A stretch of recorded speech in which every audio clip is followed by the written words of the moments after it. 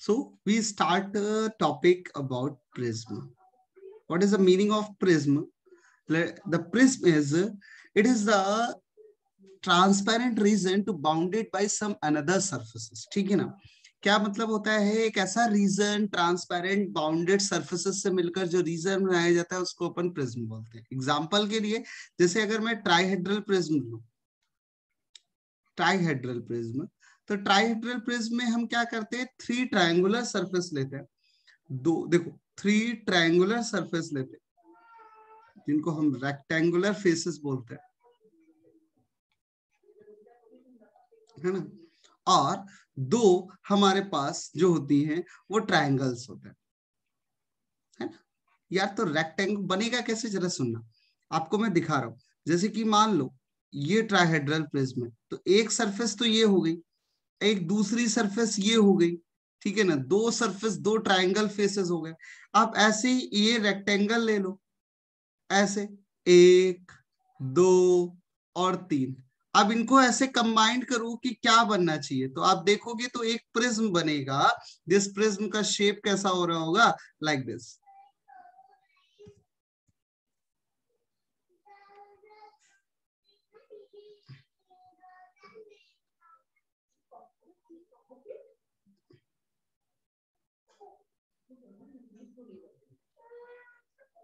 ऐसा. ठीक है ना. तो इस तरीके के प्रिज्म को हम क्या बोलते हैं? ट्राइहेड्रल प्रिज्म बोलते हैं, जिसमें 3 रेक्टेंगुलर फेसेस और 2 ट्रायंगल्स की रिक्वायरमेंट होती है. ठीक है. अब इसी तरीके के ट्रांसपेरेंट रीजन से जो भी सरफेसेस की रिक्वायरमेंट है उससे जो हम रीजन बनाते हैं उसी को हम प्रिज्म कहते हैं. आपके सिलेबस में सिर्फ ट्राइहेड्रल प्रिज्म है, इसके अलावा कोई भी प्रिज्म नहीं दिया गया है 12th स्टैंडर्ड में. सिर्फ हम यहाँ पर ट्राइहेड्रल प्रिज्म के बारे में ही एनालिसिस करेंगे. बाय द वे, हम और भी बहुत सारे प्रिज्म देख सकते हैं, जैसे आप पेंटाहेड्रल प्रिज्म भी देख सकते हो. पेंटाहेड्रल प्रिज्म. तो पेंटाहेड्रल प्रिज्म क्या होता है? आप नाम से सुनो. जैसे ट्राइहेड्रल प्रिज्म में 3 रेक्टेंगुलर फेसेस थी, पेंटाहेड्रल में 5 रेक्टेंगुलर फेसेस होंगी, 5 रेक्टेंगुलर फेसेस, है ना. और 5 रेक्टेंगुलर फेसेस को यूज करने के लिए 2 पेंटागन चाहिए होंगे. 2 पेंटागन. 2 पेंटागन का मतलब हुआ कि भैया ये वाले आपको एक इस तरीके का, एक इस तरीके का, एक इसके पीछे वाला. 2 तरीके के पेंटागन्स अगर मिल जाएंगे तो हमारा काम हो जाएगा. 2 तरीके के पेंटागन अगर मिल जाएंगे और उनको बनाने के लिए जो रीजन चाहिए वो रीजन आ जाएगा तो हमारा काम हो जाएगा. बहुत बढ़िया, लाजवाब, शानदार. ठीक है ना. तो पेंट इसी तरीके से हेक्साहेड्रल भी प्रिज्म होता है. एक होता है हेक्साहेड्रल प्रिज्म, हेक्साहेड्रल. तो हेक्साहेड्रल में आपको दिख रहा होगा, हेक्साहेड्रल प्रिज्म में आप सबको दिख रहा होगा कि भैया हेक्सा लिखा हुआ है. जैसे पेंटा के लिए यहाँ पर 5 रेक्टेंगुलर फेसेस चाहिए थे, ऐसे हेक्सा के लिए कितनी रेक्टेंगुलर फेसेस चाहिए होंगी? 6 रेक्टेंगुलर फेसेस चाहिए होंगी. 6 रेक्टेंगुलर फेसेस, है ना. और इसके लिए भैया 6 रेक्टेंगुलर फेसेस को ऐड करने के लिए 2 हेक्सागन चाहिए, 2 हेक्सागन चाहिए. बस हो गया. तो ये ऐसे बना दो और यही आपका बन जाएगा हेक्सागन. अब जैसे कि अगर आप लोग थोड़ा सा मतलब कभी किसी अच्छी जगह पर गए होंगे तो कई जगह आपने बहुत सारे डायमंड शेप की वो देखी होंगी, झूमर्स टाइप की जो घरों के सामने लगी होती है. उनमें सब में ऐसे ही ट्रांसपेरेंट टाइप के ग्लास बनाए जाते हैं जिनको हम क्या बोलते हैं? हेक्सागन प्रिज्म बोलते हैं. बेसिकली वो पोलराइज्ड भी होते हैं, पोलराइजर भी यूज किया जाता है उनके लिए, लेकिन वो सब अलग पार्ट है. अभी फिलहाल हम यही समझते हैं कि हेक्साहेड्रल प्रिज्म जो है उसमें हमें हेक्सागन चाहिए 2, और जिनको जोड़ने के लिए 6 रेक्टेंगुलर फेसेस चाहिए. पेंटागन के लिए 2 पेंटागन और 5 रेक्टेंगुलर फेसेस चाहिए. और ट्राइहेड्रल प्रिज्म, तो हमें जो पढ़ना है यहाँ पर, हमें सिर्फ और सिर्फ पढ़ना है यार ट्राइहेड्रल प्रिज्म के बारे में. तो हम यहाँ सिर्फ ट्राइहेड्रल प्रिज्म को ही देखेंगे, इसके अलावा हम किसी भी चीज की बात नहीं करेंगे. अगर किसी को कोई डाउट हो तो बिल्कुल पूछ सकता है, इससे कोई प्रॉब्लम वाली बात नहीं है. बोलो भैया, बात समझ में आती है? चलो, तो सबसे पहले हम बात करते हैं कि हम बात कर रहे हैं ट्राइहेड्रल प्रिज्म की. एक एक पॉइंट बहुत इंपॉर्टेंट है, एनसीईआरटी के पॉइंट ऑफ व्यू से बहुत ज्यादा इंपॉर्टेंट. तो इसलिए प्लीज आप लोग इसको इग्नोर मत करिए. क्योंकि प्रिज्म उतना ही इंपॉर्टेंट है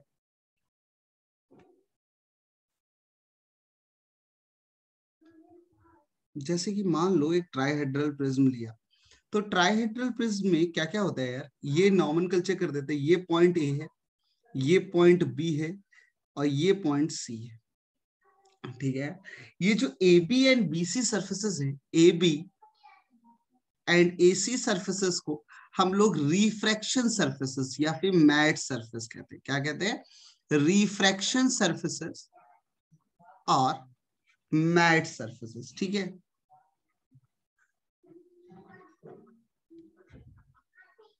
Okay. So this BC is called the base of a prism. ठीक है। अब ये जो एंगल है, this is called the prism angle. इसका बड़ा रोल है इस प्रिज्म एंगल का, है ना। अब जरा सुनिए, अगर कोई लाइट इंसिडेंट कराएगी, कोई भी लाइट इंसिडेंट कराई जाएगी, तो ये इस सरफेस का नॉर्मल होगा, ये इस सरफेस का नॉर्मल होगा। So these are the normals of surfaces. अगर तुम कोई भी पॉइंट, कोई भी लाइट इंसिडेंट कराते हो, है ना, मान लो आपने यहां पर एक लाइट इंसिडेंट कराई इस मीडियम में, ऐसे, है ना, ये लाइट इंसिडेंट करा दी किसी एंगल, ये इंसिडेंट लाइट है आई। ये बच्चा जब इंसिडेंट होगी ना किसी एंगल आई से, ये इंसिडेंट लाइट है, किसी एंगल आई से इंसिडेंट होगी, तो इसका कोई ना कोई रिफ्रैक्टिव इंडेक्स रहा होगा इस ग्लास मीडियम का। तो इस ग्लास मीडियम का कोई रिफ्रैक्टिव इंडेक्स रहा होगा, तो when the light is goes from rare medium to denser medium, then it will be deflected towards the normal, और ये नॉर्मल की ओर चली जाएगी, नॉर्मल की ओर झुकेगी। तो इसका मतलब ये लाइट रे अब मान लो ऐसे चली, जैसे ही ये ऐसे गई, तो हम बोल सकते हैं यार, हम बोल सकते हैं कि ये फिर से एक नया नॉर्मल बन जाएगा और ये एंगल बनाएगा। This angle is called angle of refraction by first mat surface. This is R1 angle. So जरा R1 एंगल कैलकुलेट करेंगे। So using a Snell's law for refraction through AB surface. तो AB surface के लिए हो रहा है, तो हम बोलेंगे ये एयर है, एयर का रिफ्रैक्टिव इंडेक्स जो होता है, एयर का रिफ्रैक्टिव इंडेक्स 1 होता है। तो हम बड़ी आसानी से बोल सकते हैं this is 1 into sin I is equal to mu to sin R1. This is the first equation. Please remember Snell's law. Now this angle is R1. तो ये मान लो किसी ना किसी एंगल R2 से इंसिडेंट हुई होगी, और जैसे ही R2 से इंसिडेंट होगी, this will be emerging from this prism, और ये फिर से रिफ्लेक्ट हुई। अब लाइट रे अगर डेंसर से रेयर में जा रही है, तो it's moving away from the normal. जैसे ही अवे फ्रॉम द नॉर्मल जाएगी यार, तो मैं बोल सकता हूँ यार भैया इसका जो एंगल होगा ना, ये कहलाएगा इमर्जेंस एंगल, जो नॉर्मल से बना रहा। तो ये एंगल कितना होगा? तो अगेन यूजिंग स्नेल्स लॉ, और स्नेल्स लॉ में इस बार लिखेंगे mu sine R2 is equal to sin E. So these are the very important equations. When सबसे पहले laws of refraction के थ्रू हम स्नेल्स लॉ लगाते हैं। स्नेल लॉ सबसे पहले AB सरफेस के लिए अप्लाई हुआ, तो sin I is equal to mu sin R1, और दूसरा अप्लाई हुआ AC सरफेस के लिए, this is mu sin R2 is equal to sin I. Let us see the triangle A. मैं नॉमेनक्लेचर करना चाहूंगा एक ट्रायंगल का।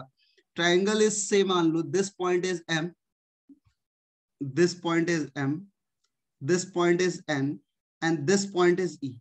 Okay, now in triangle M, N and say इसका नाम E दे देते हैं, M and E, in triangle M and E, आप देखो angle R1 plus angle R2 plus angle E, this should be equal to 180 degree. Okay. Now, as we know that in a quadruple, this is quadruple A, M, E, N, ठीक है। इस quadruple की बात करी जाए तो sum of two adjacent angles, sum of two opposite angles is equal to 180. A plus angle A plus angle E, this should be equal to 180. Now let us see, this value is put in here. It is R1 plus R2 is equal to angle A plus angle E plus angle E.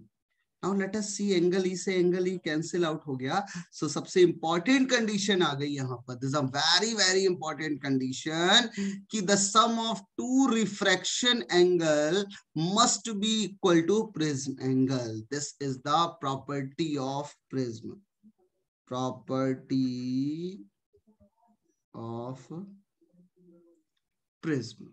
ठीक है, ट्राइहेड्रल prism क्या हो गई कि अगर दो angle का, दो सरफेसेस के द्वारा पास होने वाला रिफ्रैक्शन एंगल का सम ऑलवेज बराबर होगा किसके, प्रिज्म एंगल के. तो please dear students keep it mind, दो पॉइंट्स को लेके चलना है. पहला पॉइंट ये है, using a Snell's law for angle I and angle E, and also using the properties of a triangle R1 plus R2 is equal to N. और आप कुछ भी निकाल सकते हो, कुछ भी इससे.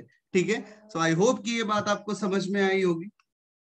चलिए, let us see the next point. Okay, now let us see the most important thing is that कि अगर मैं दोबारा इस डायग्राम को बनाऊं, थोड़ा इस बार अच्छे से समझने के लिए एक काम करते हैं, थोड़ा सा बड़ा बनाते हैं, है ना.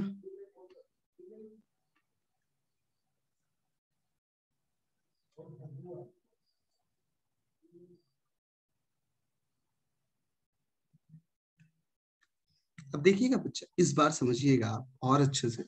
मैंने आपको बोला कि ये नॉर्मल है. ठीक है, अगर किसी लाइट को इंसिडेंट कराया गया, अगर किसी लाइट को इंसिडेंट कराया गया किसी एंगल आई से, तो it will be deflected towards the normal. ठीक है ना, और टूवर्ड्स द नॉर्मल अगर डिफ्लेक्ट होती है तो ये दूसरा आई है, जैसे मान लो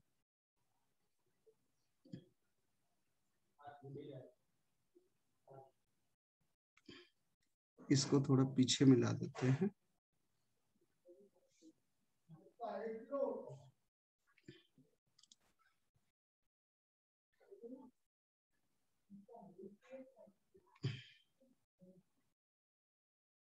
okay, so these are the normals.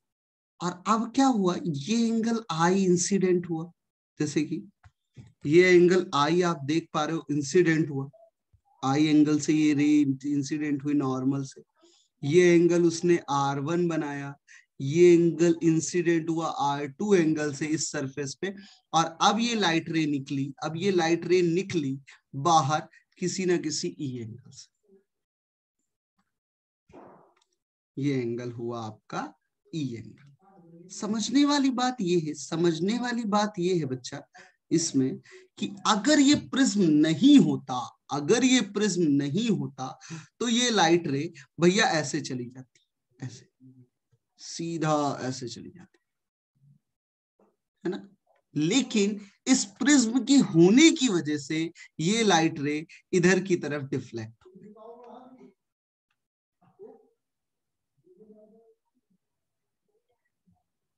इधर की तरफ डिफ्लेक्ट. सो दिस, इस रे को जाना ऐसे चाहिए था, लेकिन रिफ्लेक्शन आने की वजह से ये इधर प्रिज्म रखने की वजह से ये इधर की तरफ डिफ्लेक्ट हो गई. तो such type of angle is called angle of deviation. इसको बोलते हैं एंगल ऑफ डेविएशन. तो बस ये निकाल लेते हैं. तो ये निकालते हैं, तो पहली प्रॉपर्टी समझने के लिए फर्स्ट प्रॉपर्टी आप देखो, तो फर्स्ट प्रॉपर्टी आता है यहाँ पर R1 plus R2, R1 plus R2 is equal to prism angle. अगर मैं बात करूं ये R1 की, तो इस एंगल के बारे में अगर आप देखोगे, इस एंगल के बारे में पाओगे, तो ये एंगल जो है आपको I माइनस R1 नजर आएगा, क्योंकि टोटल एंगल I है. तो I में से R1 घट गया, तो ये एंगल आएगा आपके पास I minus R1. And this angle is called, this angle is also called I minus, sorry, E minus R2, E minus R2. Now, as we know, in a triangle M and O में, in triangle M and O में आप देखो तो in triangle M and O the sum of two interior angle is equal to exterior angle. The sum of two interior angle in a triangle is equal to exterior angle. So we can say that I minus R1 plus E minus R2, this should be equal to delta. Okay, now let us see I plus E minus R1 minus R1 plus R2 is equal to delta. Now अभी हमने देखा, अभी थोड़ी देर पहले देखा कि R1 plus R2 जो है वो प्रिज्म एंगल के बराबर होता है. तो यहां से हम लिख सकते हैं कि डेविएशन एंगल का हमारे पास फॉर्मूला आता है I plus E minus A. This is a very important formula. Please remember what is the formula of deviation angle. So this deviation angle formula is I plus E minus a. Here I is the incident angle, E is the emergence angle, and A is the prism angle. I is the incident angle, A, E is the emergence angle,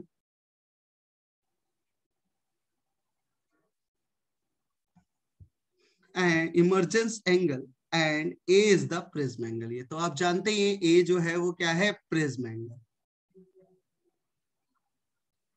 okay बच्चों, now let us सी. अब बात करते हैं कि यार angle जो है ना वो मिनिमम डेविएशन भी देता है और मैक्सिमम डेविएशन भी देता है. तो मिनिमम डेविएशन और मैक्सिमम डेविएशन कैसे मिलेगा, आप जरा इस इक्वेशन को एक बार ध्यान से देखो. ये वाली जो इक्वेशंस आपके सामने लिखी हुई है, the mu sine R2 is equal to sine E. तो यहां से हम बोल सकते हैं कि साइन E बराबर कितना आ जाएगा. अगर देखोगे from this equation mu sine R2, so E is equal to आ जाता है, this is sin inverse mu sine R2. बोलो बच्चों, है ना. और R2 को हम लिख सकते हैं A माइनस R1, तो E बराबर आ जाता है sine inverse A mu into sign A minus R1. और अगर R1 की बारे में बात करी जाए, R1 के बारे में बात करी जाए, तो R1 आप इस ट्रायंगल से देखो तो आता है final answer, this is E is equal to sine inverse mu sine A minus 1 upon mu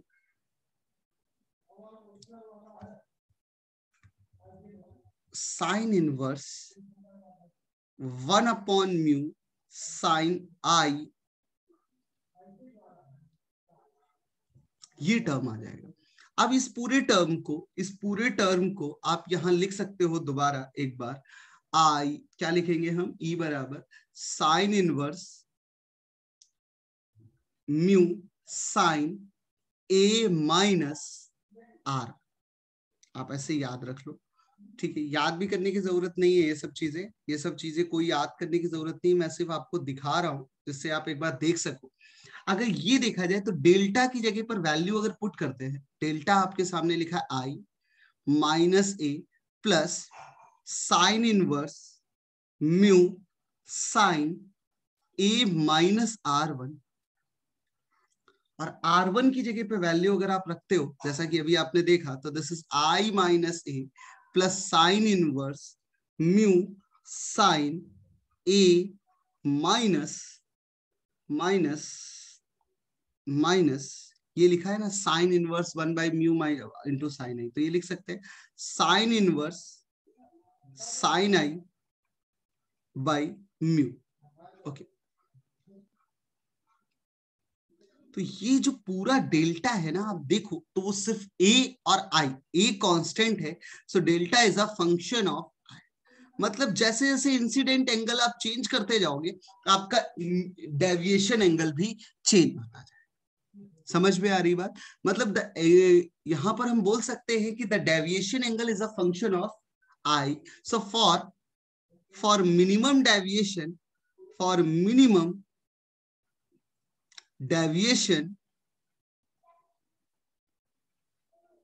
this delta, ऐसे लिखते हैं ना, first derivative of deviation angle d delta over d I, this should be equal to 0.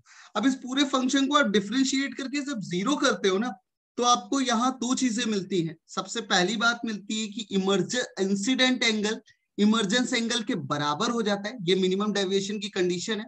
Please remember, this is a condition of a minimum deviation. So पहला तो incident angle emergence angle के बराबर हो जाता है, और दूसरी इक्वेशन आ जाती है R1 इक्वल टू R2, दोनों रिफ्रैक्शन एंगल सेम हो जाते हैं और दिस शुड बी A/2। तो कई बार ऐसा बनता है, क्वेश्चन क्या बनता है कि यार अगर कोई चीज मिनिमम डेविएशन कर रही है, कोई मिनिमम डेविएशन आपके केस में कर रहा है, तो मिनिमम डेविएशन के दौरान आपकी जो लाइट रेज है वो प्रिज्म के बेस के बिल्कुल पैरेलल हो जाती है, बिल्कुल पैरेलल, मतलब लाइट रेज प्रिज्म के बेस के बिल्कुल पैरेलल, लाइक दिस, ऐसे, और फिर ये ऐसे। तो यहाँ ये जो इमर्जेंस और इंसिडेंट एंगल है ना यार, ये जो इमर्जेंस और इंसिडेंट एंगल है, ये दोनों इक्वल हो जाते हैं। मतलब जिस एंगल से आप इंसिडेंट कर रहे होते हो उसी एंगल से लाइट रे इमर्ज हो रही होती है, निकल रही होती है, और this angle is called A/2 and this should B A/2। कहने का मतलब है अगर आपने इसको आगे बढ़ाया, इस लाइट को आगे बढ़ाया, इस लाइट को पीछे बढ़ाया, तो ये जहां कट करेगा वो जो डेविएशन एंगल मिलेगा दिस शुड बी मिनिमम। सो कितना मिनिमम मिलेगा, कई बार क्वेश्चन ये पूछता है भैया कितना मिनिमम मिलेगा। सो डेल्टा मिनिमम जो मिलता है यहाँ पर, डेल्टा मिनिमम, अगर आपको इंसिडेंट एंगल पता है तो I इक्वल टू E लिख के, एक फॉर्मूला तो ये आता है 2I minus A, this is a very important formula, delta minimum 2I minus A. और दूसरा आप ये बोल सकते हो कि I, अगर delta minimum is equal to हमारे पास 2I माइनस ए है, तो आप देखो यहां से I बराबर आता है delta minimum plus A/2। I ये आ गया, तो अगेन हम चलते हैं इस वाले लॉ, ठीक है ना, इस इक्वेशंस पे, और देखेंगे क्या लिखा था, sine I is equal to mu sine R1, और यहाँ पर मिनिमम डेविएशन के केस में R1 जो है वो किसके बराबर हो जाता है, A/2 के बराबर हो जाता है। तो यहाँ बन जाएगा साइन, अब आपके पास A जो है I जो है वो क्या है, डेल्टा मिनिमम प्लस A/2 है, तो A plus delta minimum by 2 into mu sine A/2। So this is again formula, अगर आपको सिर्फ प्रिज्म एंगल दिया होता तो, जैसे कि क्वेश्चन में कई बार पूछा जाएगा कि अगर किसी प्रिज्म का एंगल 30 डिग्री है तो बताओ भैया उसका मिनिमम डेविएशन कितना होगा। सो उस केस में मिनिमम डेविएशन कितना निकालेंगे, mu sine A plus delta minimum by 2 is equal to mu sine A/2। और इफ अगर कोई बोले कि भैया किसी प्रिज्म का एंगल 30 डिग्री है, उसमें 15 डिग्री इंसिडेंट किया गया, तो बताओ मिनिमम डेविएशन कितना होगा, तो you can very easily calculate from this formula, delta minimum is equal to 2I minus A. So if you understand, so please. Okay. So one important thing is that how to maximum deviation of a light by a prism. तो सबसे पहले इसको समझो ऐसे यार कि अगर कोई लाइट है ना, अगर कोई लाइट है, मान लो ये ऐसे एक प्रिज्म ले लेते हैं सबसे पहले,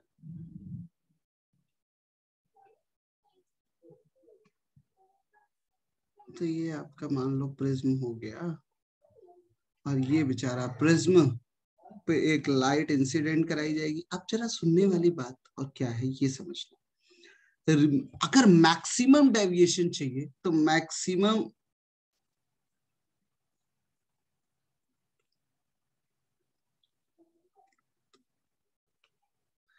तो आप देखिए जरा यहाँ पर क्या हो रहा है, अगर आपको लाइट में मैक्सिमम डेविएशन चाहिए कि सबसे ज्यादा डेविएशन हो, तो ये तो आप समझ गए कि यार जो डेविएशन एंगल है वो किस पे, इंसिडेंट एंगल पे डिपेंड कर रहे हैं। तो इंसिडेंट एंगल को अगर मैक्सिमम कर दिया जाए तो हमारा डेविएशन भी मैक्सिमम हो जाएगा। तो इंसिडेंट एंगल कब मैक्सिमम होगा, मैक्सिमम तभी हो सकता है कि यार एक काम करो आप लोग, कि काम ये करते हैं कि ये जो प्रिज्म एंगल है, ये जो नॉर्मल है, इसका मैक्सिमम डेविएशन यही हो सकता है कि भैया इसके साथ ग्रेस करा, इसके साथ लाइट को ऐसे ग्रेज करा के सरफेस की बिल्कुल ग्रेजिंग करा। अगर तुम सरफेस से ग्रेजिंग कराते हो, मतलब इस सरफेस से 90 डिग्री पे इंसिडेंट कराते हो, तो ऑब्वियस बात है जो रिफ्रैक्शन एंगल होगा, this refraction angle should be critical angle. ये तो हमने TIR में देखा ही था कि अगर किसी लाइट रे को क्रिटिकल एंगल से, डेंसर मीडियम में क्रिटिकल एंगल से इंसिडेंट कराया जाता है तो रेयर मीडियम में वो ग्रेजिंग रिफ्रैक्शन देती है, ग्रेजिंग रिफ्रैक्शन, है ना।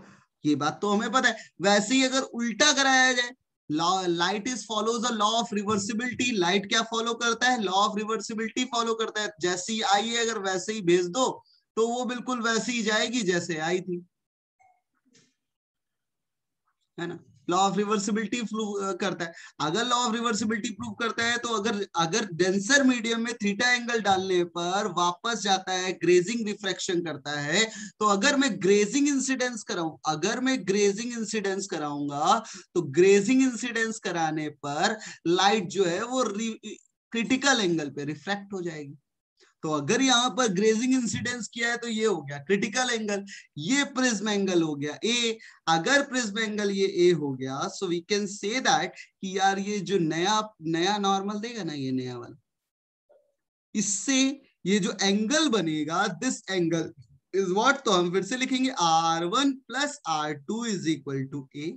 Now the R1 is theta C, R2 पता नहीं है, दिस इज ए, तो यहां से रिफ्रैक्शन एंगल हो जाता है ए माइनस थीटा सी।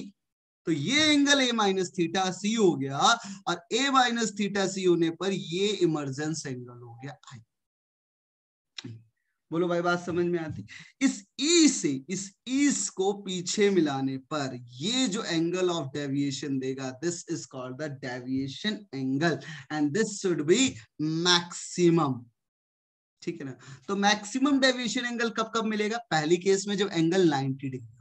लाइट जो है वो लॉ ऑफ रिवर्सिबिलिटी फॉलो करती है, तो लाइट अगर लॉ ऑफ रिवर्सिबिलिटी फॉलो करती है तो अगर तुमने इंसिडेंट एंगल को इमर्जेंस एंगल के बराबर कर दिया, मतलब कहने का मतलब ये है कि अब मान लो ये ऐसे था, अगर तुमने इस सरफेस से इंसिडेंट कराया किसी एंगल ई से, अगर तुमने इसे इंसिडेंट कराया तो वो रिफ्रैक्ट होगी किसी एंगल ए माइनस थीटा सी से, और ए माइनस थीटा सी से अगर ये वापस जाएगी तो ये एंगल थीटा सी होगा, और ये थीटा सी होता है तो ये वापस ऐसे जाएगी। तो ये और ये आपस में एक दूसरे को लॉ ऑफ रिवर्सिबिलिटी फॉलो करने को कह रहे हैं बस। तो अगर आप prism deviation versus incident angle का कर्व देखना चाहोगे तो आप देखोगे कि आपको दो एंगल ऐसे हर जगह मिलेंगे। एक एंगल पे आई पर एक सिंगल ऐसा एंगल होगा जिसपे मिनिमम डेविएशन मिलेगा, लेकिन प्रिज्म मैक्सिमम डेविएशन एक तो 90 पे मिल रहा होगा और दूसरा ई पर मिल रहा होगा। तो एक एंगल तो 90 डिग्री हो गया और दूसरा कोई एंगल हो जाएगा ई के बराबर, आई इज इक्वल टू, ठीक है ना। ये एक ऐसा पॉइंट है। Saurabh sir, yes and sorry for interrupting, 1 minute only.